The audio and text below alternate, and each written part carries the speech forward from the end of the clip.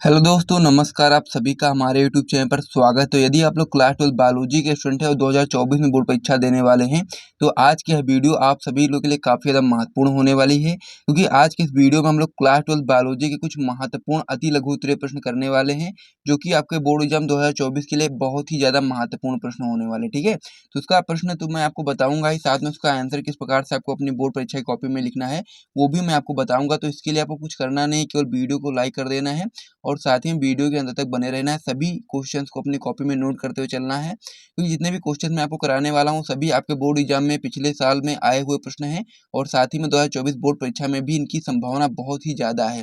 तो इसीलिए आप लोग सभी क्वेश्चन को अभी से तैयार करना स्टार्ट कर दीजिए, क्योंकि अब आपके पास उतना समय नहीं बचा है। तो इसीलिए आप लोग जितनी जल्दी हो सके सारे महत्वपूर्ण प्रश्नों को तैयार करके अपने बोर्ड एग्जाम के लिए अच्छी तैयारी आप लोग कर सकते हैं, ठीक है। तो चलिए हम लोग अपने वीडियो को स्टार्ट कर देते हैं।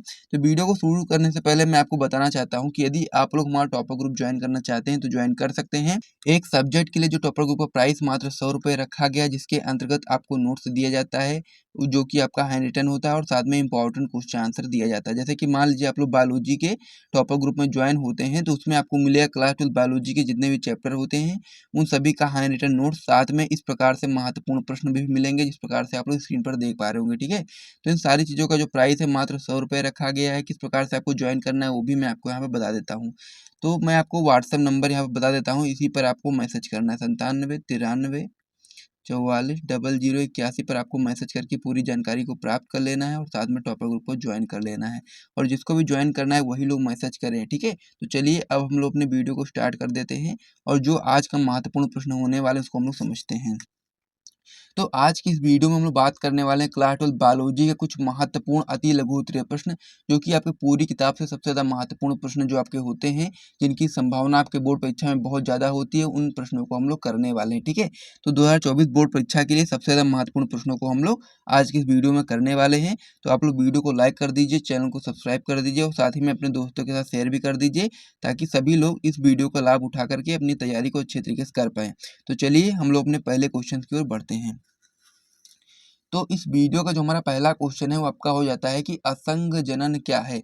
तो हम लोग को बताना है कि असंग जनन क्या है। ये क्वेश्चन आपका महत्वपूर्ण है और आपके बोर्ड परीक्षा में आया हुआ भी है, तो आपको इसकी परिभाषा आना जरूरी है, ठीक है। क्योंकि आपका क्वेश्चन आपका अति लघु उत्तरीय प्रश्न में भी आ सकता है और दीर्घ उत्तरीय और लघु उत्तरीय में भी आ सकता है। इसीलिए आपको इसकी परिभाषा याद रखना जरूरी है, क्योंकि यदि मान लीजिए आप लोगों ने इसकी परिभाषा को याद कर लिया तो लघु में आएगा तो भी आप लोग वहाँ पर इसकी परिभाषा को लिख करके थोड़ा बहुत अपने हिसाब से लिखोगे तो आपको वहाँ पर कुछ ना कुछ नंबर जरूर मिल जाएंगे। तो इसीलिए आपको उसको याद कर लेना है, क्योंकि आपका क्वेश्चन जो है आपका कहीं पर भी आ सकता है, ठीक है। चाहे आपका लघु में आए, चाहे दीर्घ में आए, चाहे आपका, और ये ज़्यादातर आपका अति लघु उत्तरीय में आता है। तो इसलिए आपको ये क्वेश्चन अति लघु उत्तरीय में ज़्यादातर देखने को मिलेगा।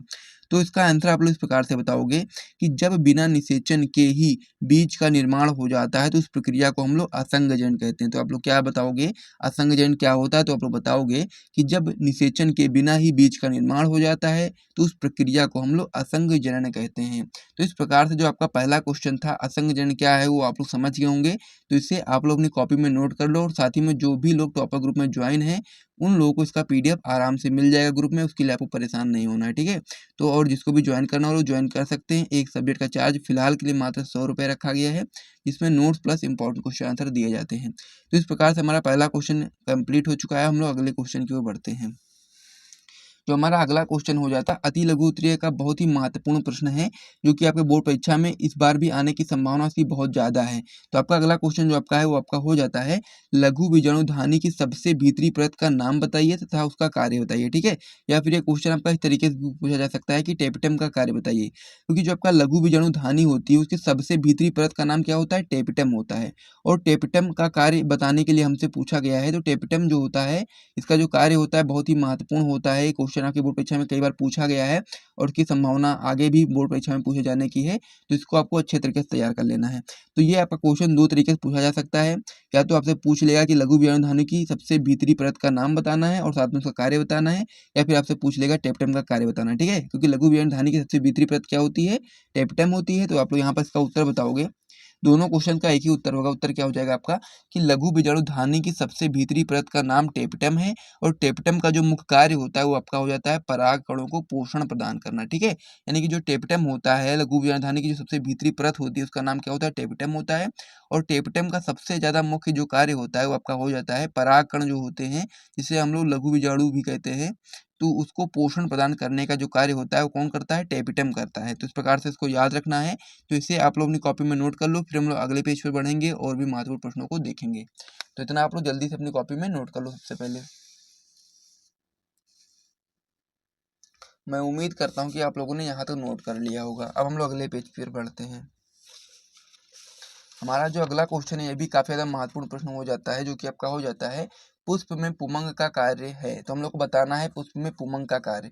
तो पुमंग आप लोग जानते हैं कि जब एक कह सकते हैं पुंकेसर होता है तो उससे हम लोग पुंकेसर बोलते हैं, और जब पुंकेसरों का समूह होता है उसमें हम लोग पुमंग बोलते हैं। और जो पुमंग होता है यह पुष्प का नर जननांग होता है, जिसमें कि आप लोग बता सकते हो कि जो पुमंग होता है वो पुष्प का नर जननांग होता है, जिसके परागकोश की लघु विषाणु में उपस्थित पराग मात्र कोशिका में अर्धसूत्री बहन के परिणाम स्वरूप लघु बीजाणु का निर्माण होता है और लघु बीजाणु से फिर परागकण का विकास होता है। ये चीज आपको यहाँ पर याद रखना। तो क्या बताओगे आप लोग कि जो पुमंग होता है वो आपका पुष्प का नर जननांग होता है, जिसमें आप लोग बता सकते हो कि परागकण का निर्माण होता है। इस प्रकार से बता सकते हो। और यदि आपको थोड़ा सा बड़ा लिखना है तो आप लोग इस प्रकार से इसकी परिभाषा को अच्छे तरीके से बता सकते हो। तो यहाँ पर आप लोग लिखोगे कि पुमंग जो होता है वो पुष्प का नर जननांग है, जिसमें परागकोश की लघु बीजाणु में उपस्थित पराग मात्र कोशिका में अर्ध सूत्री विभाजन के परिणाम स्वरूप लघु बीजाणु का निर्माण होता है और फिर लघु बीजाणु जो आपके होते हैं वो विकसित होकर के परागकण का निर्माण करते हैं। तो इस प्रकार से पुमंग जो होता है वो पुष्प का एक बहुत ही महत्वपूर्ण पार्ट होता है, तो इसे आपको याद रखना है। तो इसे आप लोग अपनी कॉपी में जल्दी से नोट कर लो, फिर हम लोग अगले क्वेश्चन की ओर बढ़ेंगे, ठीक है। तो इतना आप लोग समझ गए होंगे, तो आप लोग अपनी कॉपी में नोट कर लीजिए। अगला क्वेश्चन आपका हो जाता है कि पुंकेसर तथा स्त्री केसर का नामांकित चित्र बनाना है, ठीक है। तो पुंकेसर किस प्रकार से होता है, स्त्री केसर किस प्रकार से होता है, इसका नामांकित चित्र आप लोग बहुत ही आराम से बना सकते हो। जो पुंकेसर होता है उसके दो भाग होते हैं, जो कि आपका नर भाग होता है। पुंकेसर जो होता है उसे हम लोग पुष्प का क्या बोलते हैं, नर भाग बोलते हैं। जो पुंकेसर होता है उसमें आपके दो भाग होते हैं, एक आपका इस प्रकार से हो गया और एक आपका ये हो गया, ठीक है। जो ऊपर वाला पार्ट होता है इसको हम लोग क्या बोलते हैं, इसको हम लोग परागकोश बोलते हैं। और जो नीचे वाला पार्ट होता है इसको हम लोग डंठल तंतु, पुतंतु या फिर तंतु कुछ भी हम लोग बोल सकते हैं। तीन नाम इसके हैं, जिसमें से आप लोग कोई भी बता सकते हो। तो ये आपका क्या हो गया, पुंकेसर का चित्र हो गया। अब हम लोग बात करेंगे स्त्री केसर का। तो स्त्री केसर का चित्र भी आप लोग बहुत ही सिंपल तरीके से बना सकते हो। इस प्रकार से आपको ध्यान देना है और इसी प्रकार से आपको अपने बोर्ड परीक्षा की कॉपी में भी बनाना है, तभी आपको पूरे पूरे मार्क्स मिलेंगे। देख सकते हो आप लोग कितने आराम तरीके से आप लोग बना सकते हो। इस प्रकार से आपने यहाँ तक बना लिया। उसके बाद में फिर आपका यहाँ पर बीजांड होता है इसमें, इस प्रकार से, ठीक है। इस प्रकार से आपका क्या हो गया, स्त्री केसर हो गया। अब स्त्री केसर के आपके तीन पार्ट होते हैं। पहला वाला आपका होता है वर्तिकाग्र, ठीक है। इसके बाद में फिर ये जो आप देख पा रहे होगे इसको हम लोग क्या बोलते हैं, वर्तिका बोलते हैं। और फिर जो नीचे वाला जो अंडा नुमा जो संरचना है इसे हम लोग क्या बोलते हैं, अंडाशय, ठीक है। और उसके अंदर क्या होता है आपका, इसे हम लोग बीजांड बोलते हैं, जो कि अंडाशय के अंदर होता है। तो इस प्रकार से आपका ये हो गया स्त्री केसर। और स्त्री केसर के समूह को हम लोग क्या बोलते हैं, जायांग बोलते हैं, ठीक है। और ये आपका हो गया पुंकेसर, और पुंकेसर के समूह को हम लोग क्या बोलते हैं, पुमंग बोलते हैं। ये चीज़ आपको यहाँ पर याद रखनी है। तो दोनों के चित्र को आप लोग समझ गए होंगे, तो इसे आप लोग अपनी कॉपी में नोट कर लीजिए और इसे अच्छे तरीके से आप लोग बना लीजिए, ठीक है। पुंकेसर का चित्र ये हो गया और स्त्री केसर का चित्र ये हो गया, ठीक है। और इस प्रकार से इसके नाम वगैरह भी आप लोगों ने कॉपी में नोट कर लीजिए। तो इतना हो गया। तो अब हम लोग अगले क्वेश्चन की ओर बढ़ते हैं। अगला क्वेश्चन हमारा हो जाता है कि बहुभूरता क्या है। तो हम लोग को बताना है कि जो बहुभूरता है वो क्या है, ठीक है। तो इसका आंसर भी आपको पता होना बहुत ज़्यादा जरूरी हो जाता है, क्योंकि ये क्वेश्चन आपका बहुत बार लघु उत्तरीय प्रश्न में पूछा गया है और साथ में कभी कभी ये दीर्घ उत्तरीय प्रश्न में भी आ जाता है।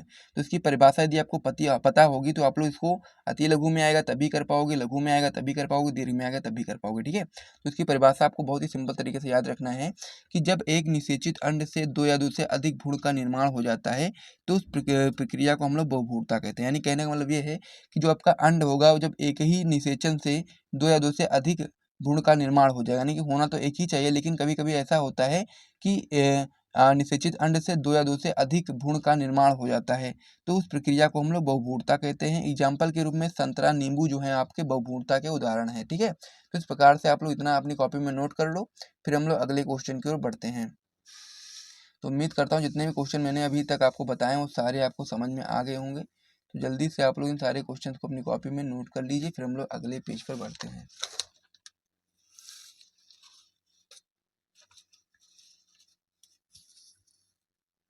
अब हम लोग बात करने वाले हैं, जो आपका अगला क्वेश्चन हो जाता है कि आभासी फल किसे कहते हैं। ये भी क्वेश्चन आपका महत्वपूर्ण होता है, तो आपको पता होना चाहिए कि आभासी फल किसे कहते हैं। तो यहाँ पर इसका उत्तर आप लोग इस प्रकार से बताओगे कि ऐसा फल जिसका निर्माण अंडाशय से ना होकर के, ठीक है, ये चीज़ आपको यहाँ पर याद रखना है कि ऐसा फल जिसका जो निर्माण होता है वो अंडाशय से ना होकर पुष्प के अन्य भाग जैसे पुष्पासन से होता है, उसे हम लोग क्या बोलते हैं, आभासी फल बोलते हैं। जैसे कि आप लोग जानते हैं कि जो अधिकतर फल होते हैं उसका जो निर्माण होता है वो आपका अंडाशय से होता है, लेकिन जब आपका ऐसा फल हो जाए जिसका निर्माण अंडाशय से ना होकर के पुष्प के अन्य भाग से हो, तो उसे हम लोग आभासी फल बोलते हैं। ठीक है, और आभासी फल का जो उदाहरण हो जाता है आपका सेब हो जाता है, यानी कि सेब आपका आभासी फल होता है, इसका निर्माण आपका अंडाशय से ना होकर के पुष्पासन से होता है। ठीक है, तो इस प्रकार से आप लोग इस क्वेश्चन को भी समझ गए होंगे और उसका आंसर भी आप लोग समझ गए होंगे। तो इसका आप लोग आंसर और क्वेश्चन एक बार नोट कर लो अपनी कॉपी में, उसके बाद में फिर हम लोग अगले क्वेश्चन की ओर बढ़ेंगे।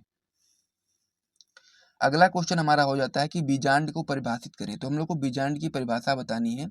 तो किस प्रकार से आप लोग बीजांड की परिभाषा को बताओगे, तो आप लोग लिखोगे कि निषेचन के पश्चात पुष्प के जिस भाग द्वारा बीज का निर्माण होता है, यानी कि जो निषेचन होता है, निषेचन के बाद पुष्प के जिस भाग से बीज का निर्माण होता है उस भाग को हम लोग क्या बोलते हैं, उस भाग को हम लोग बीजांड बोलते हैं। ठीक है, इस प्रकार से आपको याद रखना है कि निषेचन के पश्चात पुष्प के जिस भाग द्वारा बीज का निर्माण होता है उस भाग को हम लोग बीजांड कहते हैं। और जो आपका अंडाशय होता है उससे आपका फल का निर्माण होता है और बीजांड से आपका बीज का निर्माण होता है। तो इस प्रकार से आप लोग यहाँ तक समझ के होंगे, तो इसे आप लोग अपनी कॉपी में नोट कर लो, फिर हम लोग अगले क्वेश्चन की ओर बढ़ते हैं। अगला क्वेश्चन हमारा हो जाता है कि मोनोकार्पिक फलों की उदाहरण सहित व्याख्या करें। तो हम लोग को मोनोकार्पिक के बारे में बताना कि मोनोकार्पिक क्या होता है। तो आप लोग बताओगे कि ऐसे फल जिनके जीवन काल में केवल एक बार ही पुष्प लगता है मोनोकार्पिक कहलाते हैं। यानी कहने का मतलब ये है कि ऐसे फल होते हैं जिनके जीवन काल में, पूरे जीवन काल में क्या होगा, एक ही बार पुष्प लगेगा, तो उसको हम लोग मोनोकार्पिक कहते हैं। एग्जाम्पल के रूप में आप लोग गेहूं देख सकते हो, धान देख सकते हो, ये कैसे हैं आपके मोनोकार्पिक पौधे होते हैं। तो इतना आप लोग अपनी कॉपी में नोट कर लो यहाँ तक, उसके बाद फिर हम लोग अगले क्वेश्चन की ओर बढ़ते हैं। अति लघु उत्तरीय का जो आपका अगला क्वेश्चन है वो आपका हो जाता है कि द्विनिषेचन का वर्णन किसने किया, यानी कि हम लोग को बताना है कि जो द्विनिषेचन है इसका सर्वप्रथम वर्णन किसने किया। तो ये द्विनिषेचन का जो क्वेश्चन होता है ये काफी ज्यादा महत्वपूर्ण क्वेश्चन होता है और इससे बहुत बार क्वेश्चन आपकी बोर्ड परीक्षा में आता है और उसकी परिभाषा भी पूछी जाती है और साथ में इसका खोज किसने की इसको भी पूछा जाता है। तो यहाँ पर पूछा गया हमसे कि द्विनिषेचन का वर्णन सर्वप्रथम किसने किया, तो आप लोग बताओगे कि द्विनिषेचन की खोज नमाश्चिन ने की थी। तो इस प्रकार से आप लोग इन वैज्ञानिक का नाम याद रखना है। तो इतना आप लोगों ने कॉपी में नोट कर लीजिए, फिर हम लोग अगले क्वेश्चन की ओर बढ़ते हैं।